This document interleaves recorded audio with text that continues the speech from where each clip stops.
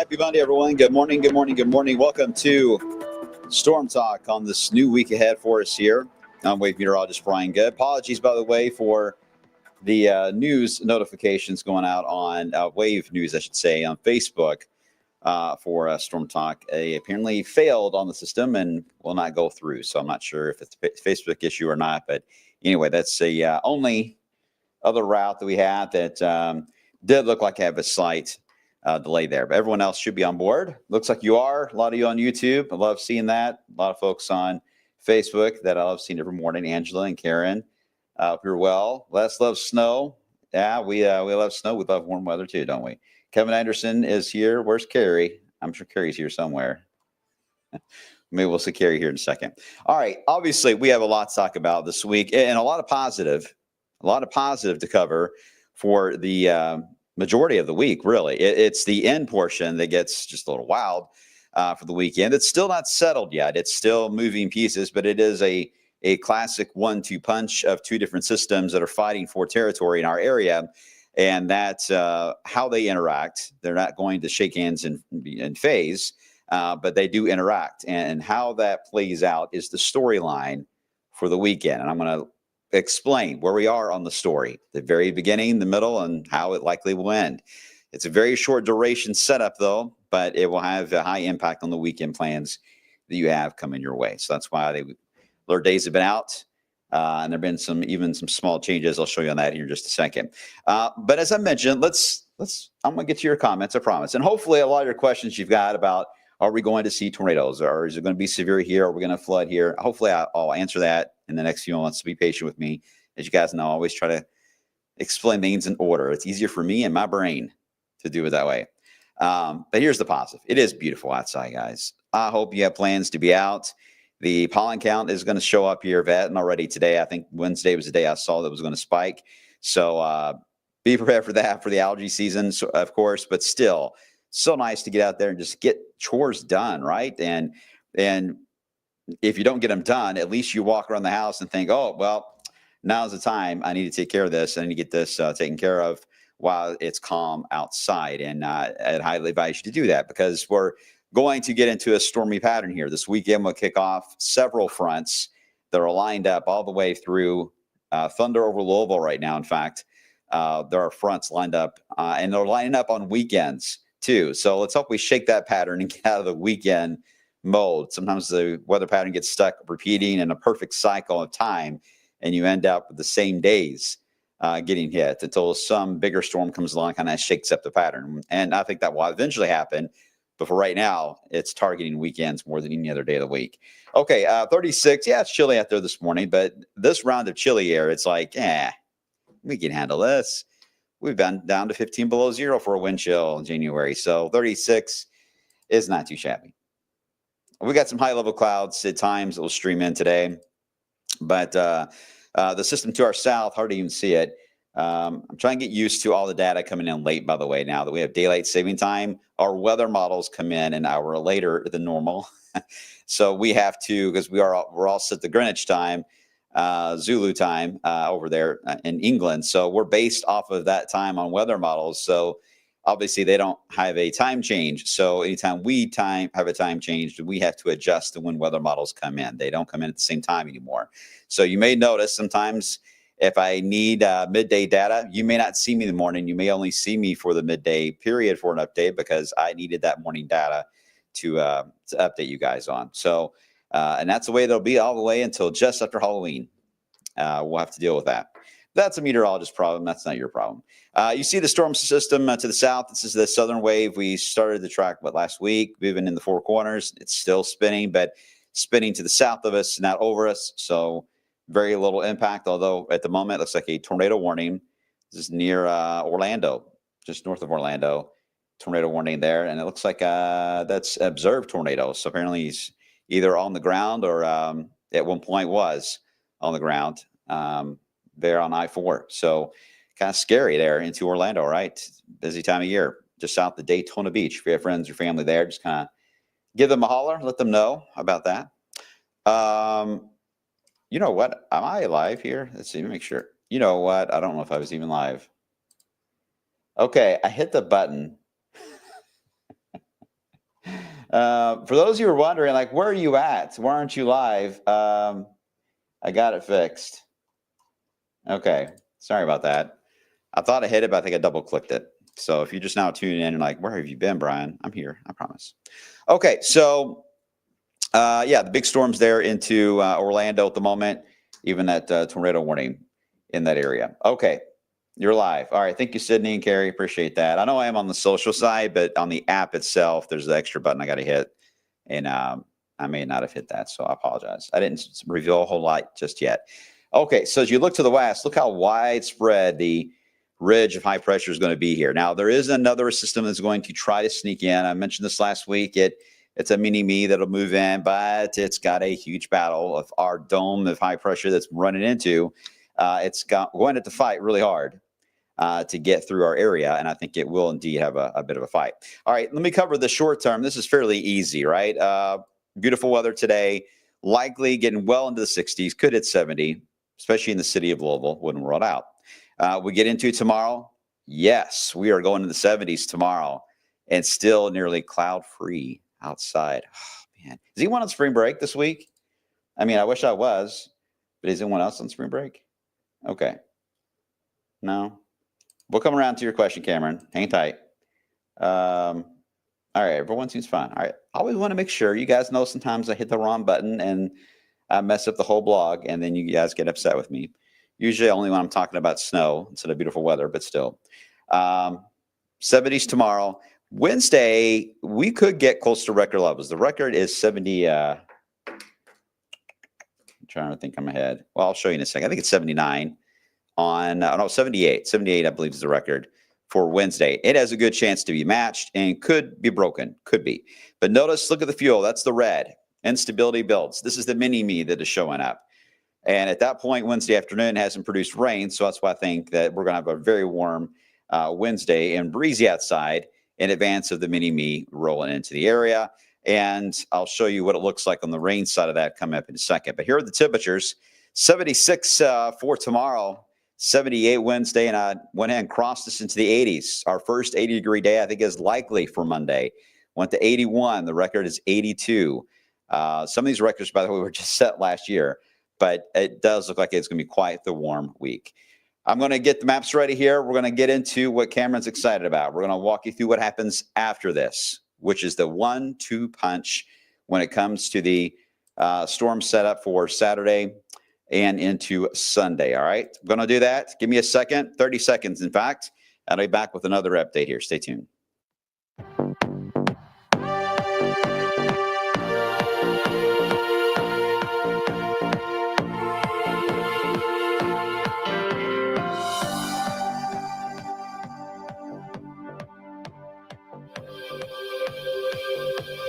Graphics are loading. Stand by.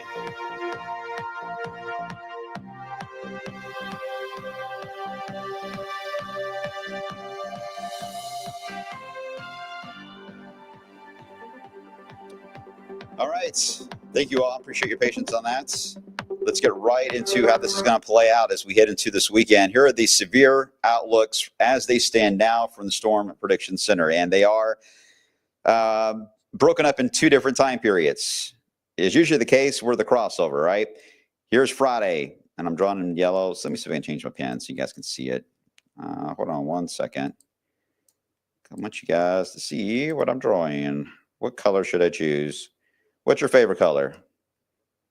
How about, since I'm wearing purple today, let's do purple. Does that work?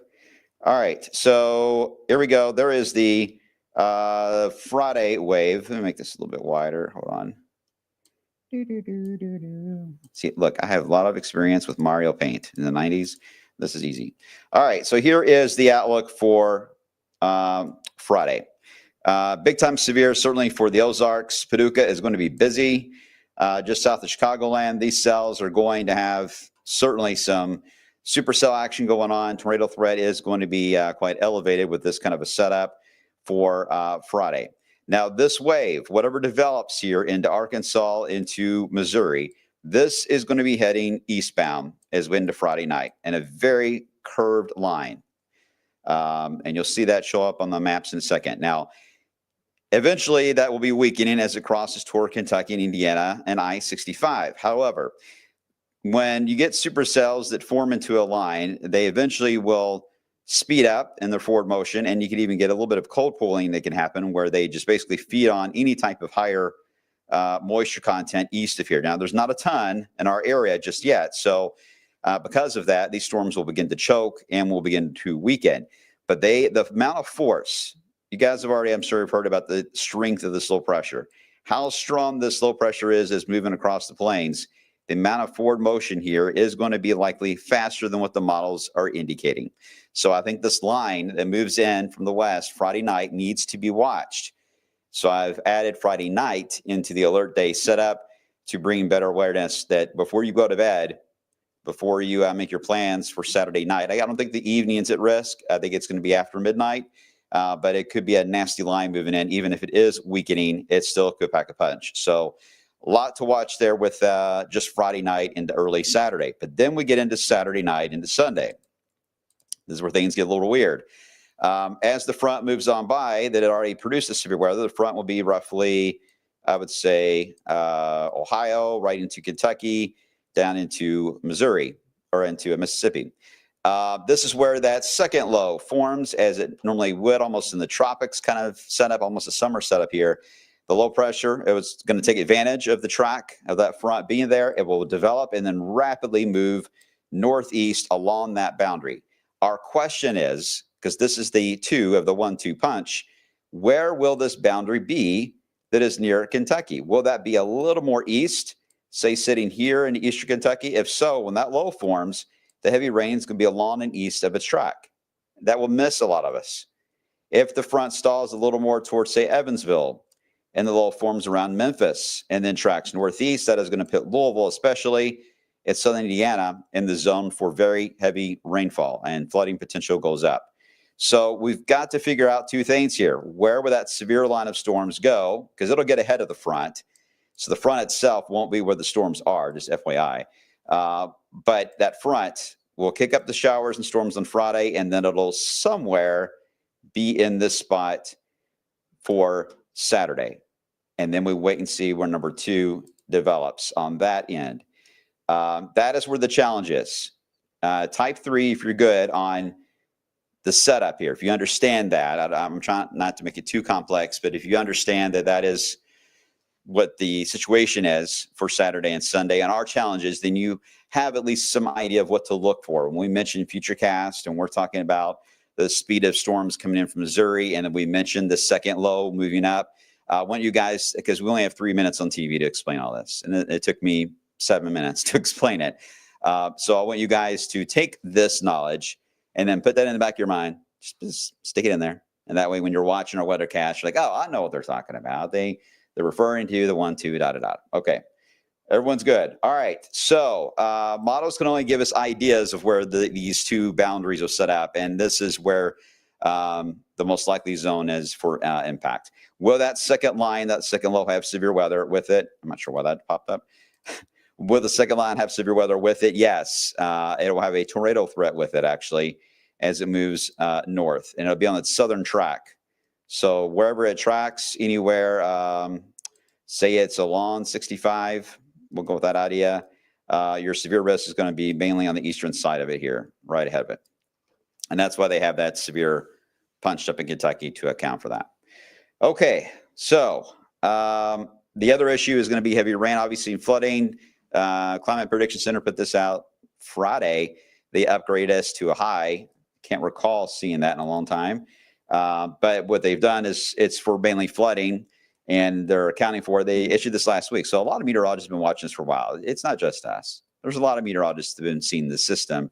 Everyone's treating it differently and how they're explaining it and taking different aspects, because there are a lot of aspects to the storm. The pressure, the low pressure side, what it'll do to the plains, the blizzard. There's a lot of aspects. I'm trying to take out that noise you're hearing right now and just tell you what we are facing, just us. And we are in that heavy rain potential in a spot that I think is very prone to flooding. Of course, when you get to the Green River, Rough River, Cumberland Gap area, Cumberland River, that area will be at risk. Kentucky River potentially. So a lot to watch on that second bunch. I can't stress enough that 1-2 idea is common, but the 2 is going to be big. Let me show you the euro. It brings the line in. This is a close-up view of the euro. You got to understand, when you're this far out, the grid, the details that the model can show you, not great. So it looks like just a green blob that shows up, but that is just a general idea of where the front will be. It has an error of almost 6 hours on timing. So it's got 8 a.m. I don't think it'll be noon, but it could be as early as about 2 o'clock in the morning, which I think is a little more likely. But you see that it's pretty much a sweep of those thunderstorm cells.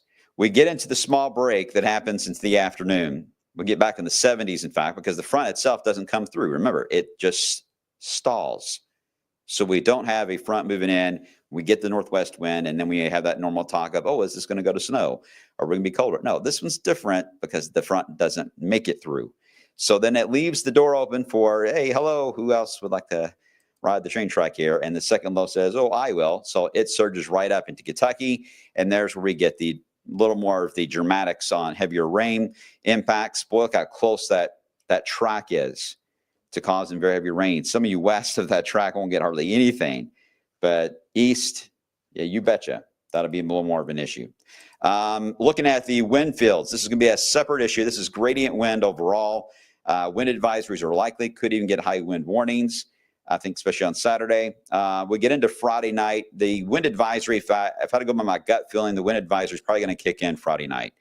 But it'll be Friday night. The wind will be ramping up. We get into the thunderstorm setup as we into Saturday. Now, some of these wind gusts indeed will be related to the line of thunderstorms. But in general, it will be a very windy front coming into play, even if you don't get thunderstorm winds out of this. You will get very strong winds at a time that a lot of you may still be asleep. So make sure, again, you have ways to keep the power going and charge up everything for the weekend there. We get into Thursday or Saturday afternoon. This is where we get into the wind advisory and the potential for a high wind warning, because now we're into the zone of past the front, but now the low pressure is fairly, it's the closest to us at this point, is the low pressure in the Midwest. And that is when the gradient wind ramps up. And look at these gusts over 50 miles per hour, which would put them in a little more of a danger zone for a high wind warning.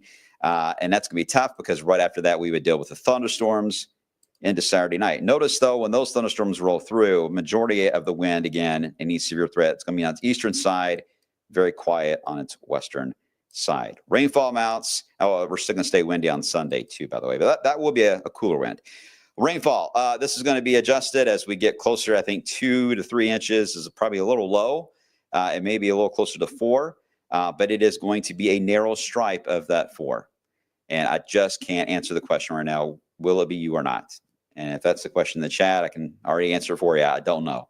I don't know where the front will stall. I wish we had better data to know that, but 6 days out, yeah, we're not there yet, guys. I wish we were, but at least you'll have a heads up, because the data we have now does give us a good idea of how this will play out. That has gotten so good over the years to give us a strong signal. If you're thinking, wow, when we have these threats, they usually do pan out. And if they don't pan out exactly as we said they would days ago, it's pretty close to it. Some type of event usually still happens. So the models are good on signaling that. And that's the reason why I wanted to highlight it. All right, some of your questions I can try to get to. Hey, Doug. I moved to Florida, but I still watch this. There you go. Well, Florida, you got that tornado, again, northeast of Orlando. I'm not sure where you're at. Hi, Christy. Is it going to be terrible bad weather in Hardin County? I have severe weather and anxiety. Hey, a lot of us have that anxiety, especially of losing power and obviously damage. Right now, I think, Christy, you just need to be on guard, okay? Just make sure you have a safe place to go, and let's hope that it's just a round of lightning and thunder and high winds and some minor flooding, and we get by lucky, which can happen in this scenario. It isn't always bad news, but my job is to make sure you guys know that the potential is there, and that's what we need to pay attention to. Weather with Jackson, the latest GFS pushed it further east, and the latest Euro pushed it west. Cannot decide. I wouldn't go too much on any off runs like a 6Z or an 18Z model right now. They do not have weather balloon data in them. They take the weather balloon data that was launched at 7 a.m. and 7 p.m.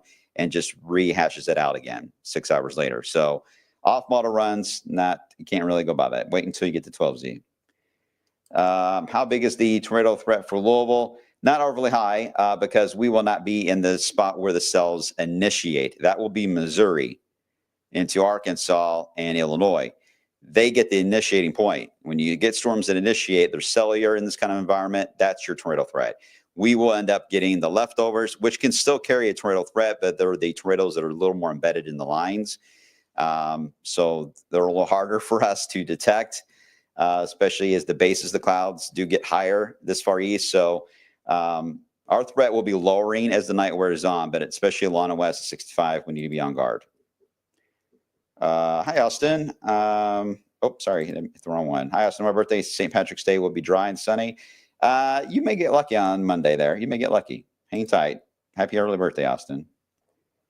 Hi, Daniel. Do you think the re-electing game for the soccer? Sorry, I can't read that. How do you think it would be in Lexington for the soccer game? Don't know, but that's going to be tough. If that's on Saturday, especially, that would be tough. All right, a couple of things I want to show, and I got to get out of here. Here is the latest from the severe weather parameters. You can see, it may be hard to see, but this is the, well, there's mini-me, by the way. Ignore mini-me that is showing up the next couple of days there.